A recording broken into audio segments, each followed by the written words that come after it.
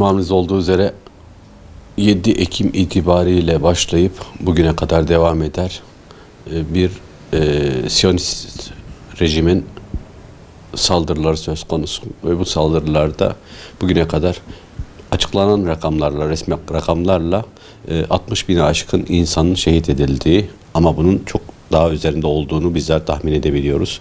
Maalesef son saldırılar da bu yaşanan dünyanın en çirkin, en kötü, en canice saldırılarını haberleriyle dünyaya duyuran gazeteciler hedef gözetlenerek doğrudan şehit edildiler. Bunların arasında Enes El Şerif vardı. Enes El Şerif Filistin'in sesini dünyaya duyuran gazetecilerin arasındaki de belki de en başarılısıydı ve İsrail Siyonist rejim bunu sonradan itiraf etti. Hedef gözetleyerek onu şehit ettiklerini açıkladılar. Malumunuz olduğu üzere İkinci Dünya Savaşı yaşandığı ve İkinci Dünya Savaşı'nda şehit edilen, öldürülen gazeteci sayısı 60-65 civarı olduğu söyleniyor. Ve 3 Ekim daha çok taze olan bir savaşta, bir Siyonist rejimin saldırısında şu ana kadar Filistin'de işi sadece gerçeği dünyaya paylaşmak, gerçeği anlatmak olan, hayata tanıklık olmak olan gazetecilerden herhalde 250'ye yakın gazetecinin de şehit edildiği. Bunların arasındaki son şehit, ki çok çok değerli bir şehit, onun biz hayallerimizde, hatıralarımızda her zaman hakkını teslim ederek anacağız ve rahmetle, minnetle anacağız. Enes El Şerif, ki Enes El Şerif babası da şehit edildiğinde, ondan dolayı şehit edildiğinde, hedef gözetlendiğinde suikast girişimi yapıldı ailesine ve babası şehit edilmişti. Babası şehit edilirken, toprağa gömülürken dahi mesleğinden asla ödün vermedi ve babasının defini sırasında bile yayında ve haber mesleğinin başında, görevinin başında olan bir gazeteciydi. Aslında bu gazeteci gerçek gazeteci, emperyalist güçlerin, ikiyüzlü gazetecilerin dışında bir gazeteci, gerçeği dünyaya duyurmakta görevi olan ve kutsal bir meslek yaptığının idraki içerisinde olan bir değerdi.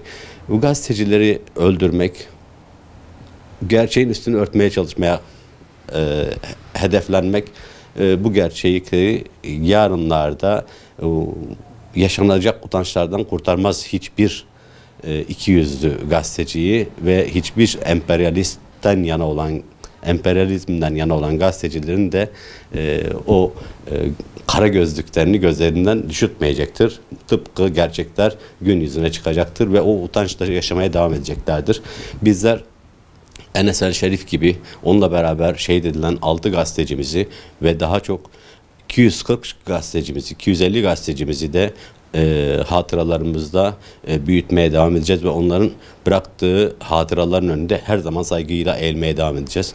Siyonist rejim her ne kadar saldırılarını devam ettiriyorsa da şunu unutmasın ki gazeteciler, ama hiçbir çatışmada, hiçbir savaşta hedef alınmaması gereken insanlar olduğunu unutmaması lazım.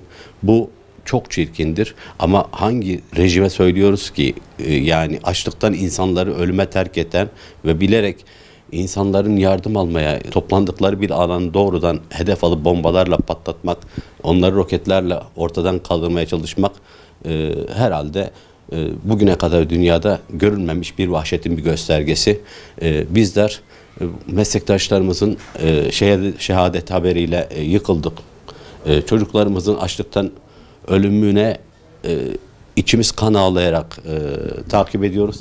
Ama bu gerçekleri asla örtmeyecektir. Gerçekler tarihe not olarak düşülüyor ve günü geldiğinde bunlara sessiz kalan ikiyüzlü dünyayı da emperyalist güçlerin maşalığını yapan kara gözlüklü gazetecileri de tarih bir yere not ediyor. Ama bizler onların bu hatıralar önünde saygıyla eğilmeye devam edeceğiz inşallah. Gazze'deki gazetecileri öldürerek Gazze'deki yaşananlardan dünyayı bir haber kılmaya çalışmaktır. Ama şu ana kadar tıpkı Enes El Şerif gibi yüzlerce gazetecinin çektiği fotoğraflar, yazdığı haberler, paylaştığı görüntüler hala medya kuruluşlarında var.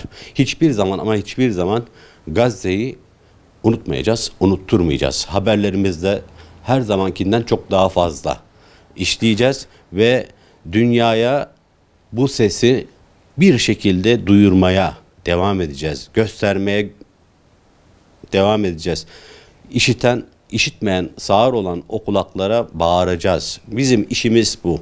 Belki gazeteci arkadaşlarımız orada şehit ediliyor ama bizler buradayız ve onların o hatıralarına eğer biraz da saygımız varsa Gazze ve Gazze'li kardeşlerimizin sesine ses olmaya devam etmeliyiz. Bu bir insani yükümlülüktür, bir İslami yükümlülüktür. Bizler bunun için varız inşallah.